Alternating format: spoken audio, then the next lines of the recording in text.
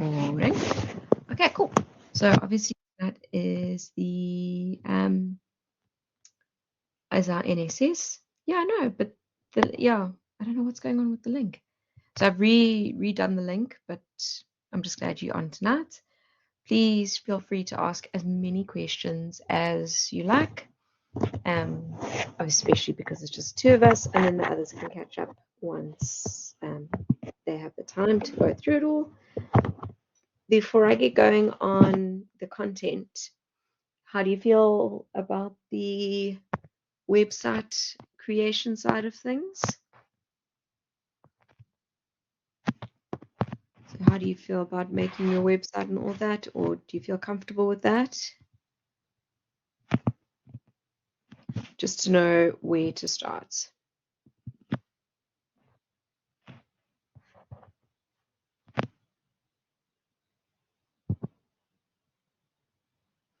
Okay. Okay, cool.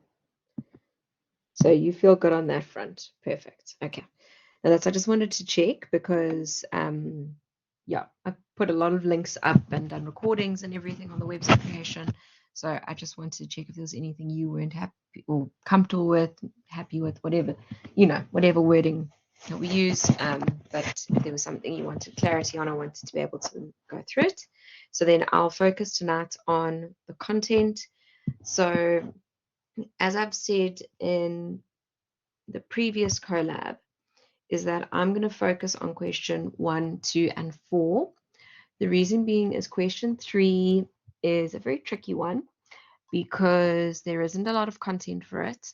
There isn't a lot to research on it, and every student that I've had since last year, this year, has just said that that question is like not their jam. That it is very hard to find research for it, that it's very theoretical, where the others are more interesting, more practical. But if you decide you want to do question 3, then I will help you and support you with it then. But I had a couple of students last year that didn't join the NSSs, didn't do anything, and did attempt question 3, and that is the one question that they did not do well in, just because of a lack of research, not because they couldn't write or anything, they just couldn't find enough information for it. Where for question 1, 2, and 4, there is so much information for it. Okay, so are you good with that?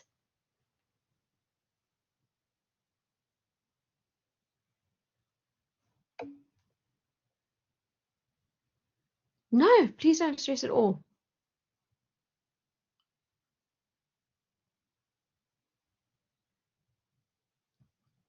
I was having the Media One collab earlier, and I had my chicken talking in the background. So, and I had to say to them, sorry, noisy house, because obviously I can't just type. So I totally get it. All right. So, like I said, I've gone through the creation of the website. Just make sure that all your tabs are there, that they're clear. Just remember that you need your in-text referencing for your 2 questions that you choose. And please only do the tabs for the questions that you choose. So if you choose question 1 and 2, or 2 and 4, or whatever it may be, make sure that you only have those. Okay. Yep, can name it whatever you want, as long as your name and student number and the module code is there. Purely because, evening Pule, nice to have you with me, or with us, should I say. Got both of you tonight.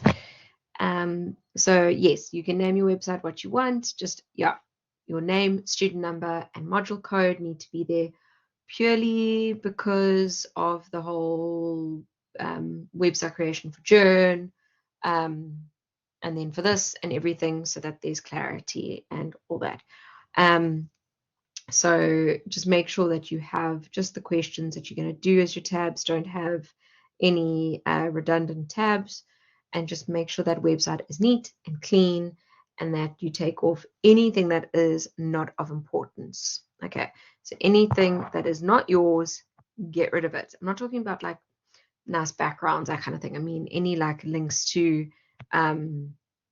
random pages and like I don't know, if you like, feedback forms, all that kind of thing, get rid of that. And then this does need to be on your front page, because this is the difference with Journ here, that you have to have that disclaimer at the bottom of your homepage. So you're going to go and put it in, you go and put it into your footer. Sorry, I just forgot the word footer for a second there. So it's just to say that this is very much about academic work. There's the opportunity for errors and all that. They're basically just saying that it's your work, it's not a reflection of us, yada yada. It's just to cover BC in case anyone really screws up and majorly plagiarizes, and holding you guys accountable for your work. Okay, so your website, like I said, must be a lot simpler than your Journ one. Okay, make sure you don't go overboard and go and give me so much extra content that you're not creating a whole vibe, a whole publication, all this in this instance. This is now just a format or a means in which to disseminate the information. So it's a lot simpler than what you did for Journ, but you still get that creative license. Okay. Any questions before I move on to question 1?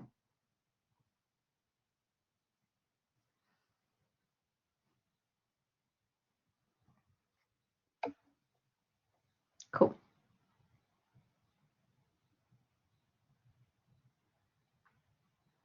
Pula, anything from you?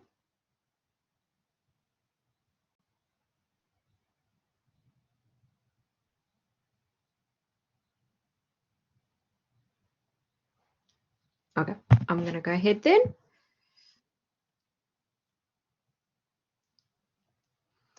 So, question 1 is, again, a more theoretical question compared to question 2 and 4, which are the more practical questions. Okay, so it's, again, totally up to you. It's dependent on whether you like the researching side of things or if you like the theoretical side of things. You've got the creative license here to choose which questions you want. Remember, you are only doing 2. Please don't give me more than that, because awesome. If you give me more than 2, I can't mark it. So I could only mark 2. Okay. So let's have a look at the question.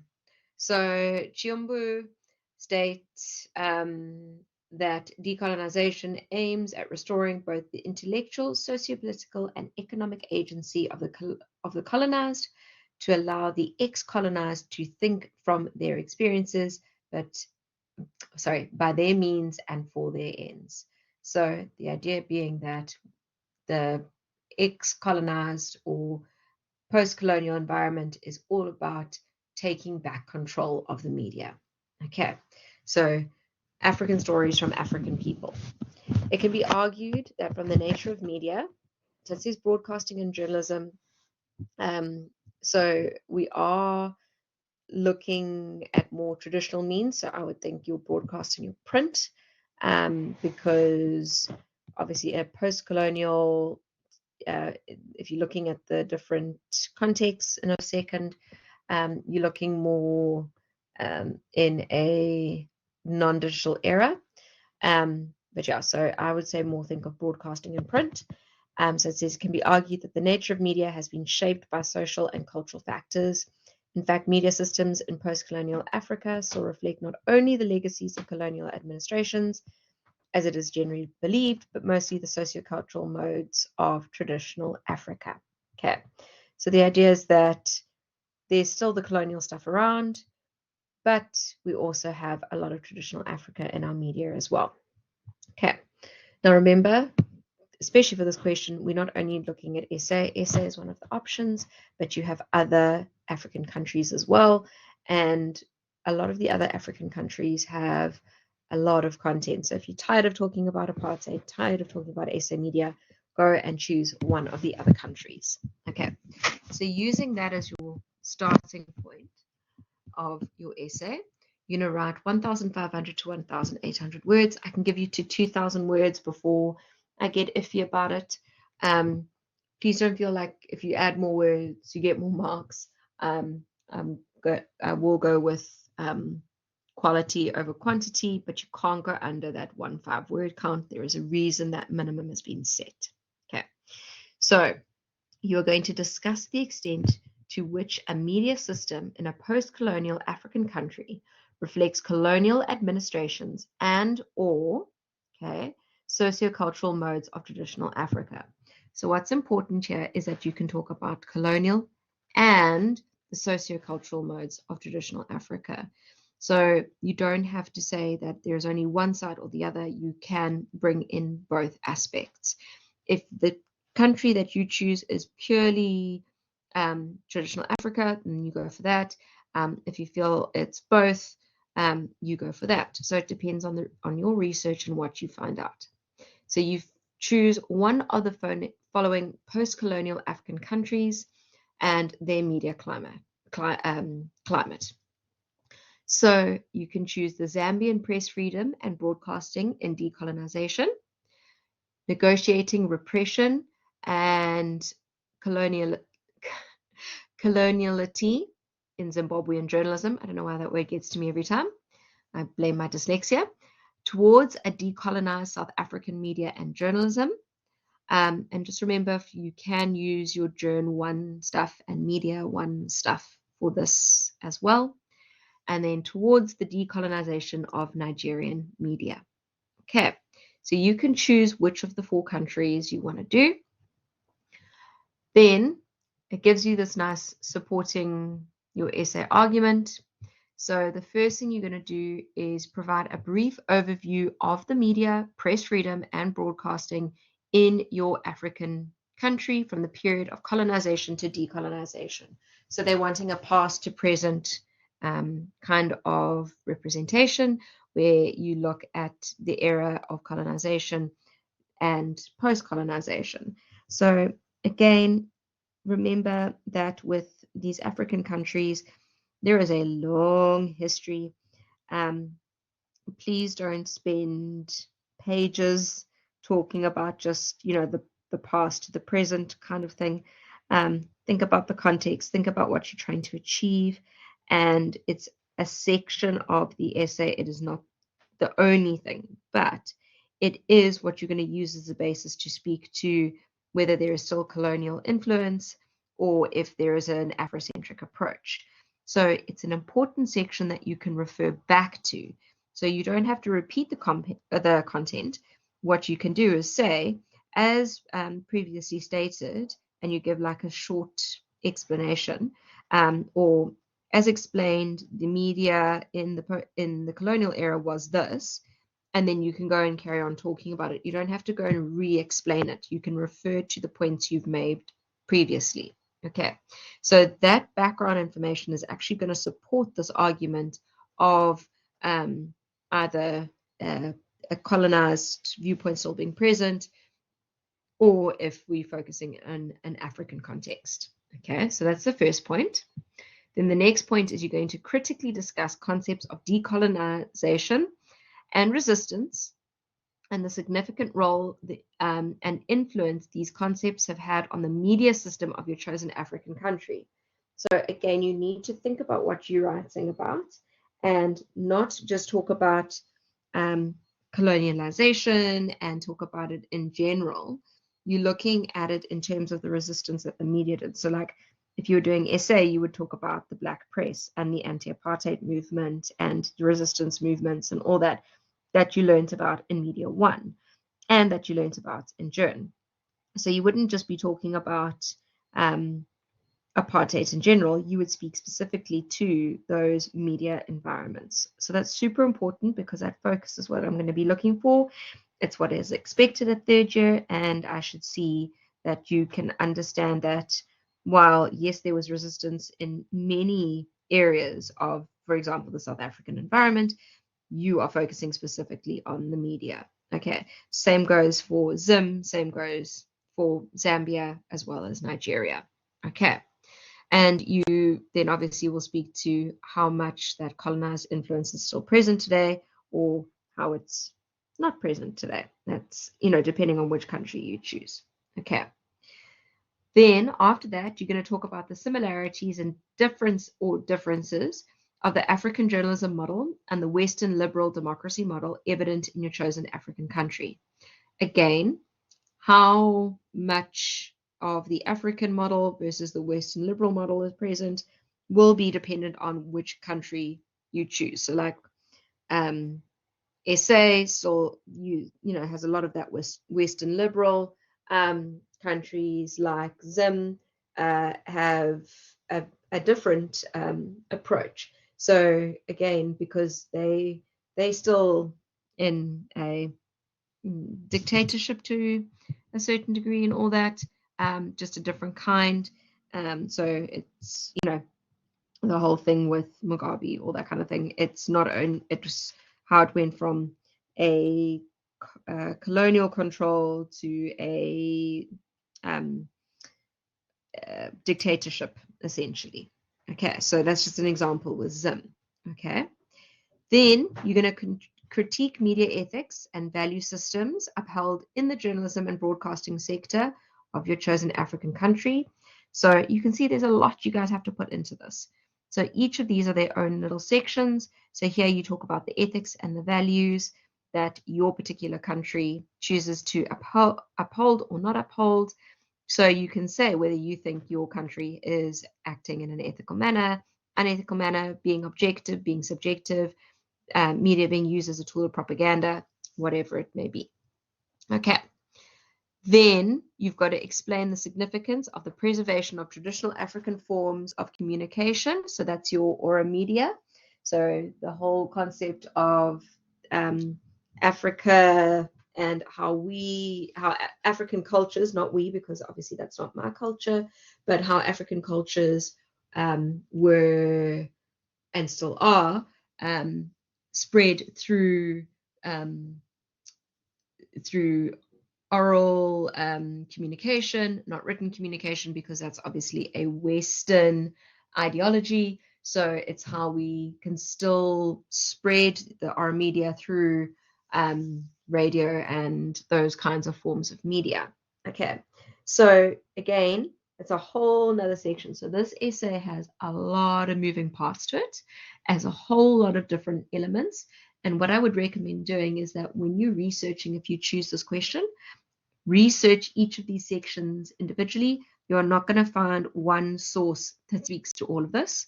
So you need to research each of these sections as standalone sections and write about them. Okay. Does that make sense to you guys? Just checking. Yeah, this one, it's not this one that has the 1 point at the end. Okay. So it has 1, 2, 3, 4, 5 separate sections. So like I said, I would research them individually. Questions? I don't know if either of you are wanting to do question 1 or if you feel there's too much. Okay. No, that's good. That's the thing, because those who are listening, that will listen in later, they might do this question. I had a lot of people actually do this question last year. So that's why I'm going through it. Okay. So 2 and 4. Yeah, 2 and 4 are my favorite. Just because they give you a bit more meat to work with. All right, should we move on to question 2?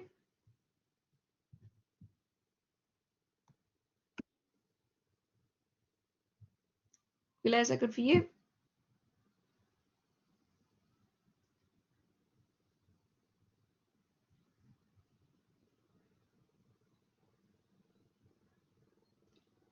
I'm going to take silence as that being okay. All right.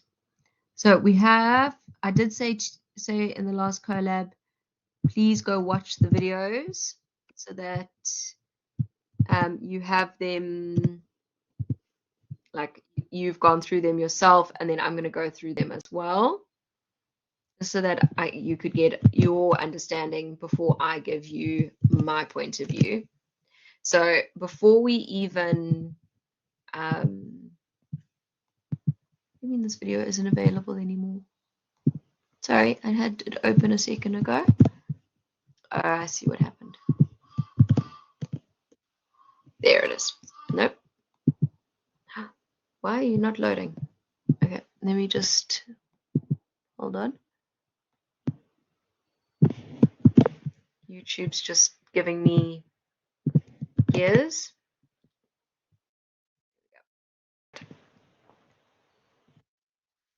There we are. Okay, so I'm going to play the two videos and then we're going to look at the question. Okay, so let me share my screen with you guys. 2 seconds. Okay.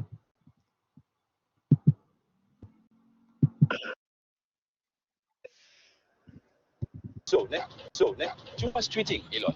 Mars, Zakala in South Africa, we always make a plan. This Mzansi life has been preparing us for years. Angie, update me. The craters? That's going great. Good job. Oh, look at this. Hard fall, just like home. Stop. Space. Hey, guys.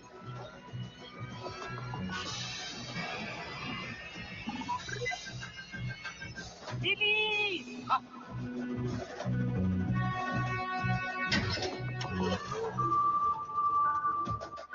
Oh, no. Good start for Mars, Mama. Dango. Load stage 6.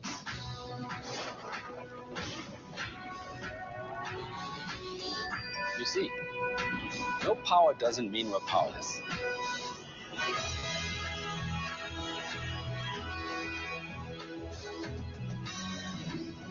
So who gets to go to Mars? Anybody, except the food seekers.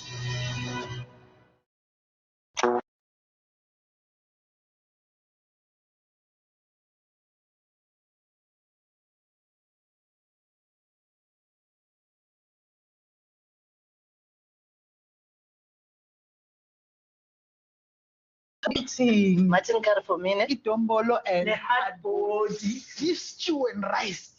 Sibongile.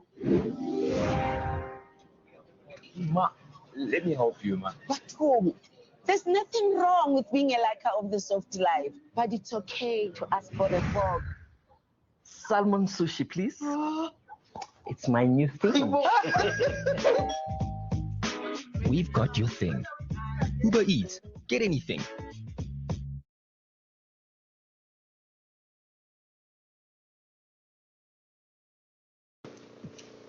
Okay. So sorry, I'm just putting the assignment back up. Okay. So those are obviously the two videos that question 2 is based on. That's question 1. Sorry, I clicked on the wrong page. There we go. Okay. So remember, this is all based on the uses and gratification approach, the whole concept that media is created based on what we want as a society, because if we don't want to use it, then what is the point in the media creating it? Okay. So it says the uses and gratification approach is useful to understand audience use and gratification of media products and can be applied to media products, including advertisements found in the global south. Advertisements are designed to be seen by the masses. They're there as a form of media aimed at influencing the target audiences to get a particular message out into society. While some adverts are intended to entertain and persuade, others can be used to educate or raise awareness. So I think for ours, it would be the entertain and persuade section, because of the context of the two fast food chains. Okay. So you again write an essay in which you discuss the role of the media and technology in the global south and apply the uses and gratification theory to the two South African videos below. Okay, So it's Nando's and Uber Eats. All right. So what's important, I just want to look at the background stuff. So it says provide explanation of the uses and gratification approach to analyze media content and why it is a useful method for advertisements produced in countries in the global south. So this is the background section where you explain the uses and gratifications approach. So what it's all about, the theoretical side of things. Then you're going to apply that approach to each of the adverts, looking at the imagery, the wording, the language, what they're trying to achieve. And then you're going to discuss the role and significance of media and technology for media text produced in the global south. Because remember, these are both videos that are created for digital distribution. So that's really important to remember, is that it's for a global environment, but with a local idea in mind. And then the last point is discuss the possible benefits and limitations of providing digital media text considering South Africa's media and economic landscape. Now, what's important to remember is that the digital divide is massive in South Africa, but when we look at the context of the products being advertised here, they are obviously of a demographic that is considered more financially stable, because to get Uber Eats, to get Nando's nowadays is very expensive. Takeaway is a luxury. It's not an everyday occurrence. Okay. So I want to speak about the two videos. So you guys obviously will go through that theory and everything, but the application is so important. So I want to start with talking about the Nando's ad. What I want to first say to you guys is, what did you think about it, first of all?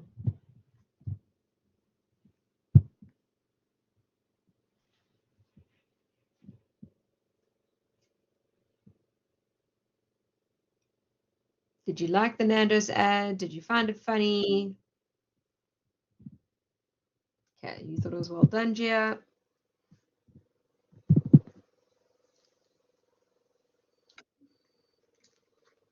Okay, so that is the key concept here, is that it is, like I've said before to you guys, the South African way of life, the South African ideology is that we don't cry, we laugh.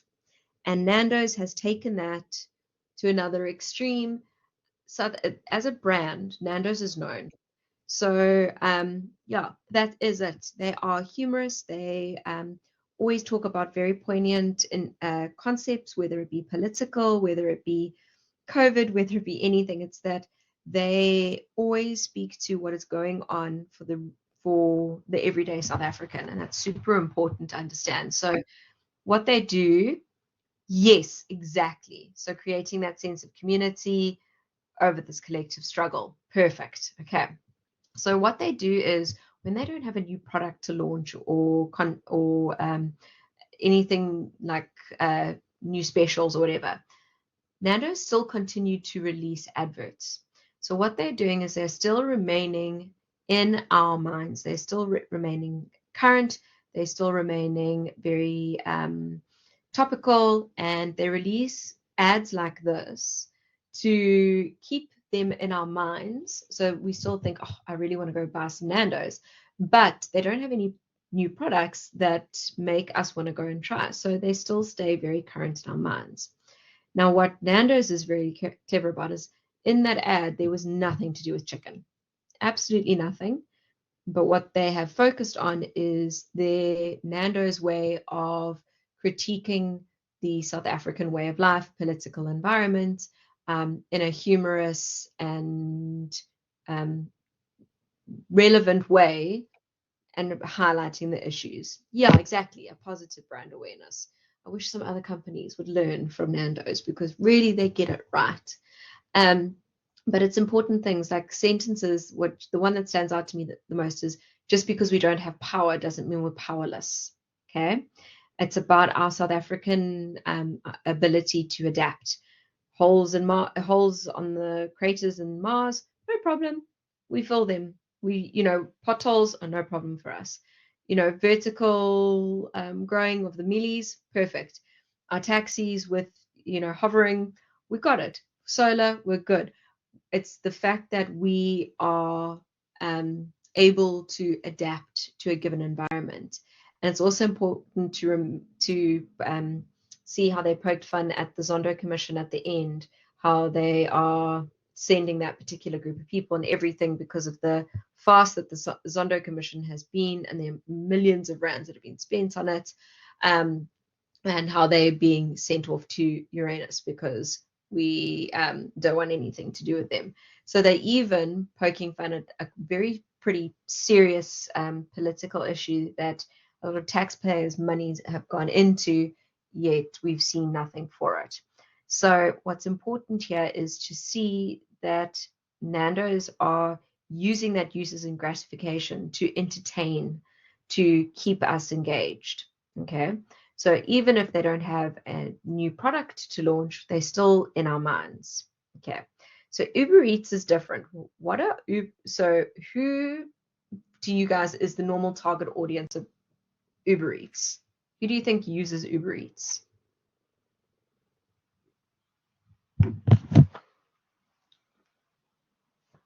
You can be as blunt as you want with your description. Okay. So yes, a wealthier demographic. Age-wise, what do you think the stereotypical Uber Eats user is?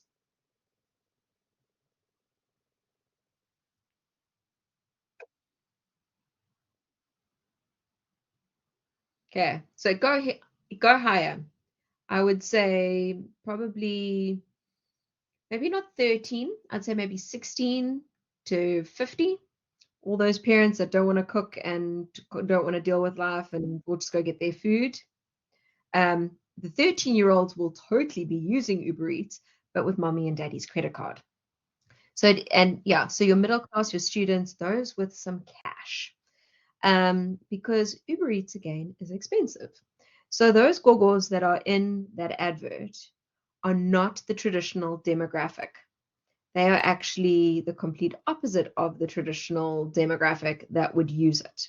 Because Uber Eats is obviously a international brand that is trying to break into the South African market. So what is Uber Eats trying to do with their advert? Because they're obviously trying to encourage the use of it with this completely different demographic. So what do you think they're trying to achieve with their ad that's different from Nando's?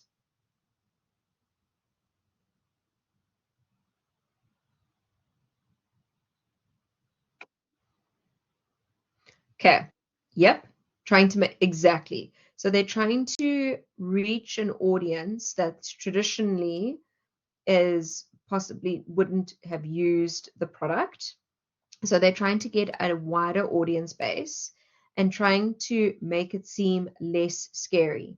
So again, it's working on this concept of inclusivity, trying to reach a wider audience and say to people, you can, yes, exactly, normalizing it for an older crowd and saying, hey, this isn't just for the youngins, and also to say how we as South African people have taken what is an international American brand and made it our own. That yes, you can get something that maybe puts you out of your comfort zone, like the sushi, but you can also get traditional things like the dombolos and all that kind of thing, and the curries and what have you. So it's that we've made it our own. We've made it South African. So here with the uses and gratification, it's trying to maybe educate a little bit in terms of understanding what Uber Eats is all about, but also again entertaining and making light of the scenario and just trying to take away that fear of the use of the app, which is so important. Does that make sense to you guys?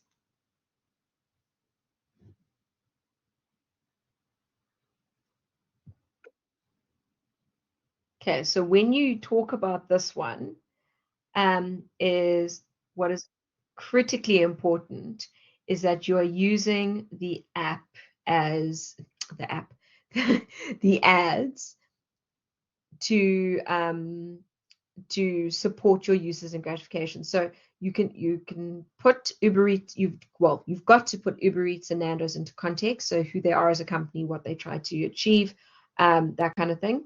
But you have got to use the adverts and their content, and then the context of the companies themselves, and use that as your application. So don't go off on a tangent and bring in other companies, whatever. Purely focus on Nando's and Uber Eats. Okay. How do you guys feel about this one?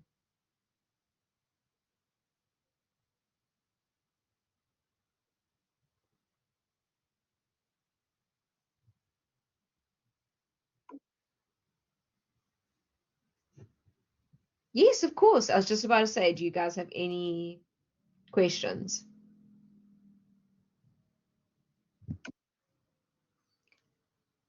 It is extremely helpful to find sources that discuss our adverts. We have to analyze not all of these sources are currently. You can use them, because that's with media. When you're dealing with stuff that is current and in the now, you're not going to find journal articles. You're not going to find anything. You're going to find other sources that are advert analysis sites and that kind of thing. So yes, you can 100% use those. What other questions, guys?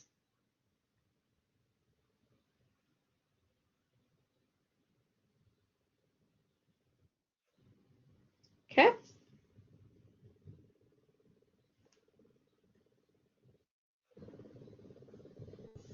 Yeah, I really like this question. I think it's nice for you guys just to have something that's a bit different.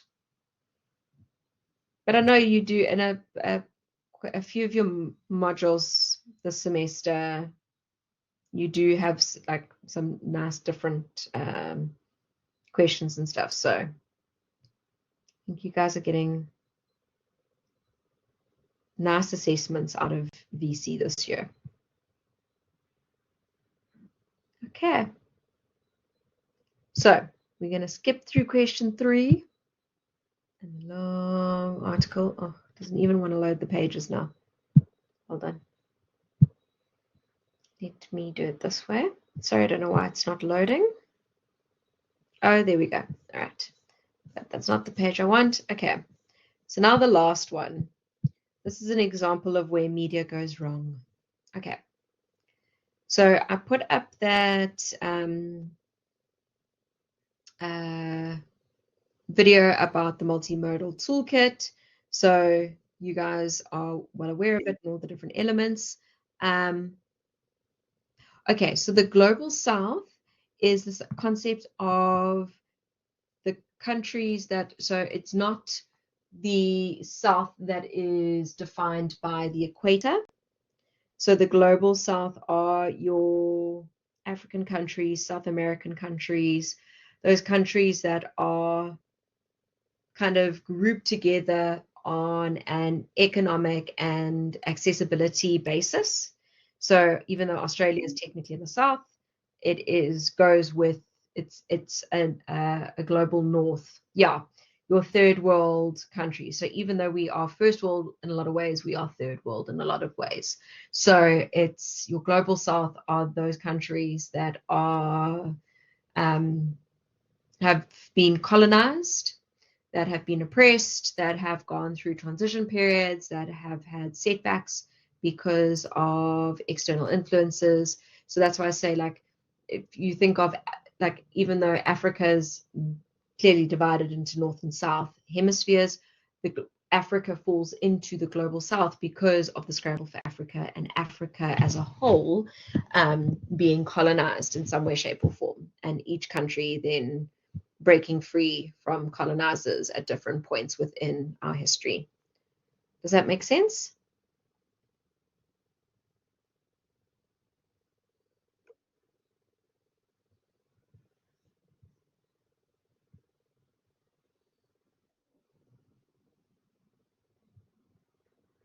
So how it would apply to the ads is how it fits into our context.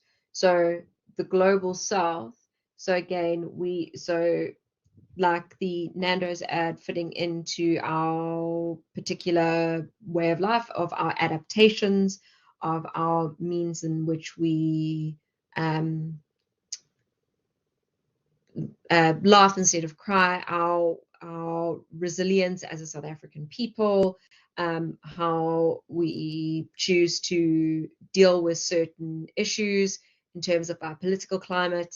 With Uber Eats, it's how we are promoting a product that fits in with a global north, demographically, economically, and all that, but we are using this model which is for the elite, for those with accessibility in terms of financial integrity, in terms of data, in terms of economic freedom, and all that. So we're pushing this app, making it our own, but we're pushing something that is only for a small minority, because majority of the South African people are living in poverty and all of that. Yeah, so it's how we are living in this decolonized state. And even though we are decolonized, we still rely on these colonial entities for our for the things that we see as being important. So, like, why are we using Uber Eats, not our own version? So it's like, the whole Stanley Cup debacle. It's that whole, like, everyone walks on with those massive cups. It's Lizard have their own ones. Why aren't we? Why does everyone want to buy the Stanley one? Because that's what everyone sees on TikTok. When actually the Lizard ones are better and locally produced, half the price, all that kind of thing. It's that we will still follow that Western perspective of the North, rather than focusing on what is produced in our own country and what is deemed more popular because of media's influence over us. Does that make sense?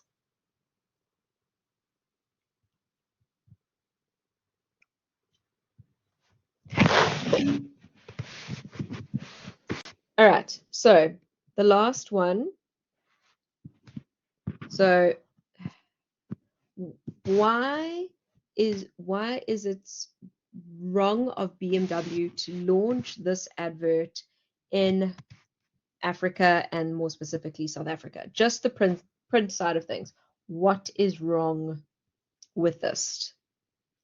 What are they doing wrong?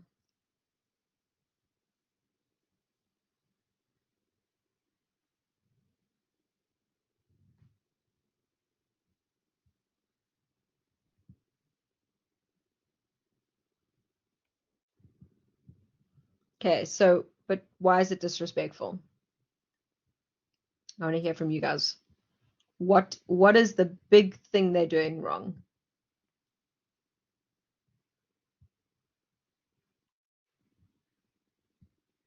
Okay, so yeah, it's the big issue here is crossing out the word ancestors.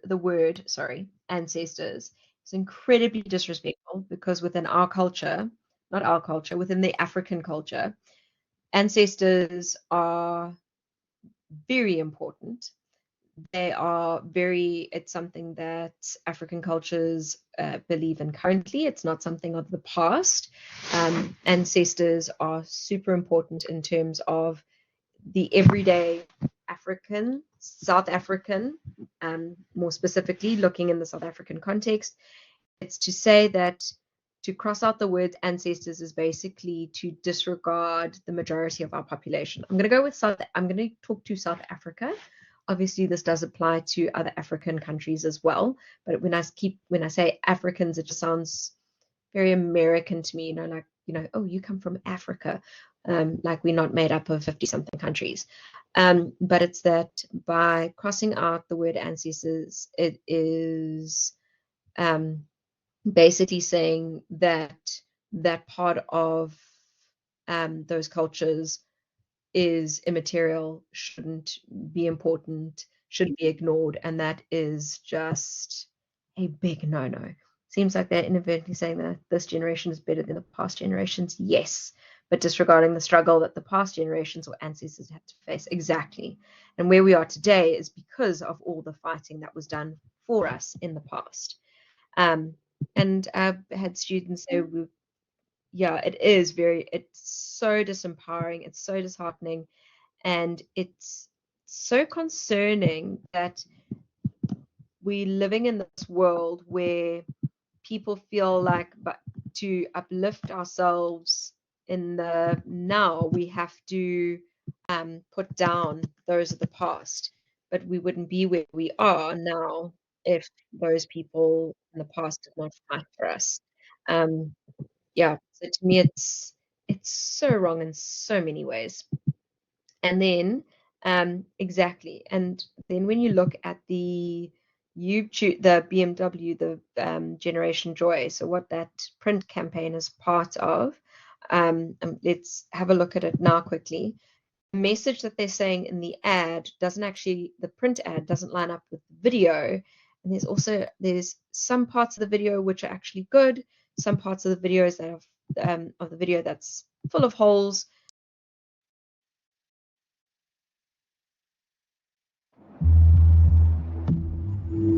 We are the ones they have been waiting for. Or are we?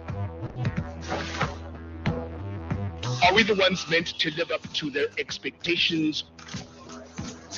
Or are we going to fulfill our destinies? Are we our ancestors' wildest dreams? Or are we realizing our own? Are we rewriting the rules? Or are we remaking our world? Are we girl bosses or are we bosses?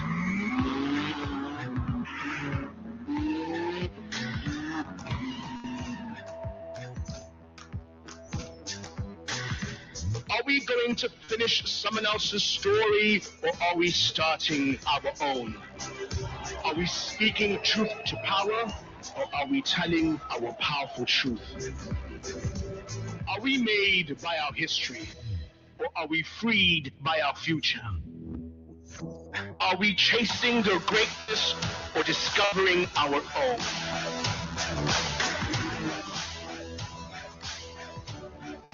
We are the ones we have been waiting for. Be the next generation of joy. So what do you guys think of the video ad version compared to the print one? Oh wait, Jay's also reconnecting. I'm just getting back to the description. Here we go. Do you think the video ad is as problematic? Or do you think because it still has some of the elements that we see within the print ad that it's a problem either way? Doesn't matter if there's some good elements, if the bad elements are still there.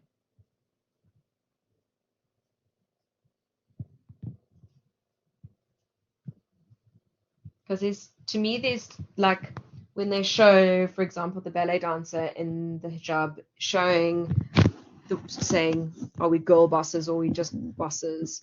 Like those kinds of messages are right. They're powerful, they're strong, but still they bring in that ancestors things, and it's almost like they're saying those ancestors don't matter. It's how we see ourselves now, which to me then like that doesn't fit in with the South African way of life, which is problematic. And obviously BMW is not local, but they are an international brand, but they also have to be cognizant of their local environment.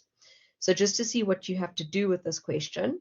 Okay, so it says, considering both adverts, write an essay of 15 to 18 words in which you discuss the significance of conducting textual analysis on media text by applying the multimodal toolkit for media analysis outlined in chapter 15.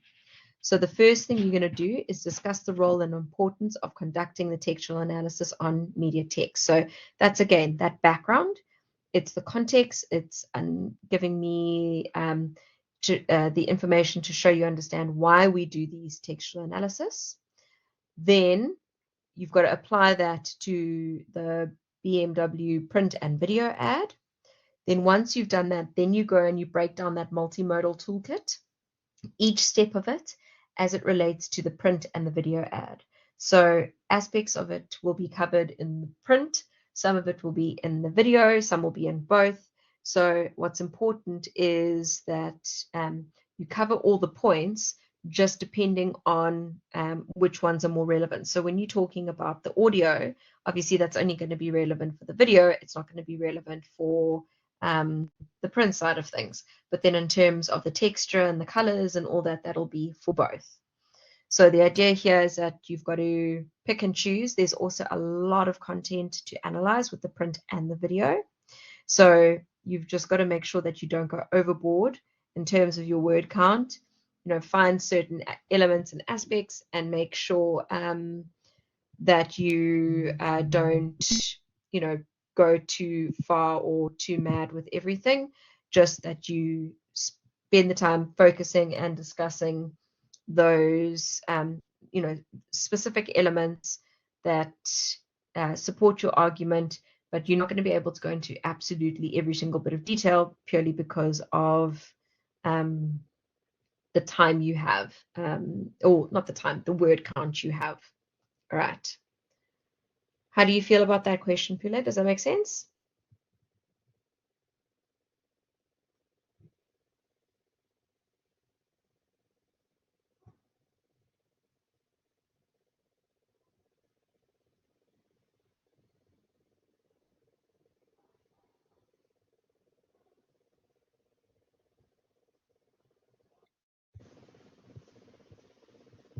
Yeah, it is, but having that multimodal toolkit gives you such a nice, clear progression of what you need to do from start to end. So I think it does give you a lot of support.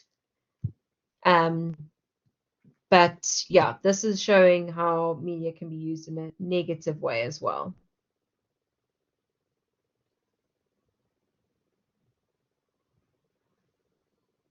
Questions or anything you want clarity on?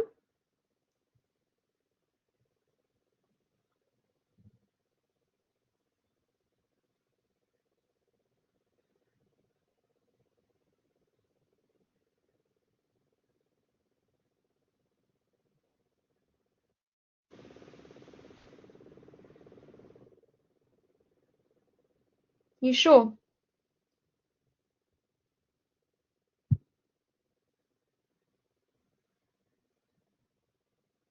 Okay, but you know that if you've got any questions or whatever, you can message and query and ask as you get to it.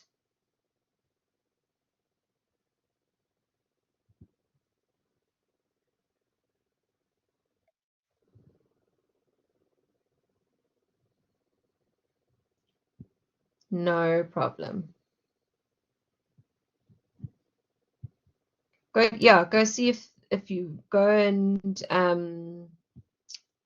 research it, go watch it, see maybe question 1 and 2 is more up your street. Maybe you don't want to do question 4.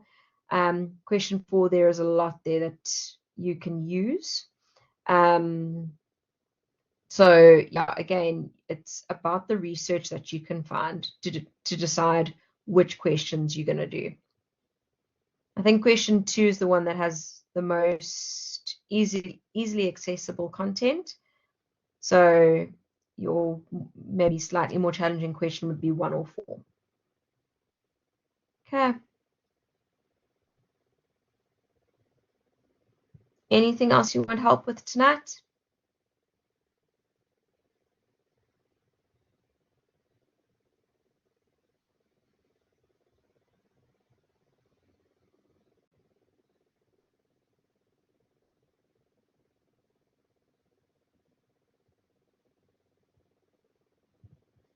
Nope.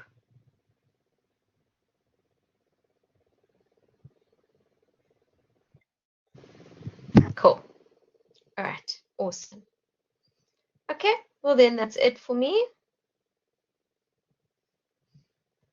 I hope you found this evening useful, and I'll chat to you guys soon.